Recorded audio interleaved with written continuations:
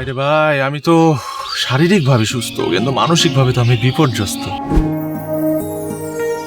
দে না, কি দিমু? মাইর দে। ইচ্ছেগুলো থাকতে চায় তোমার পাহারায়, আমার আমি পুরোটাই তোমার সীমানায় বেঁধেছি আমায়। আজকে আমার নিজেকে অনেক স্বাধীন মনে হচ্ছে।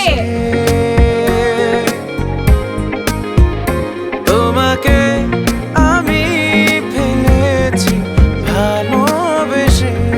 এই, তুই তো মেডিকেলের বেডের মতো শুয়ে রইছস, তুই কি অ্যাডমিট নিছিস নি? চলো পালাই যাই। সম্ভব না।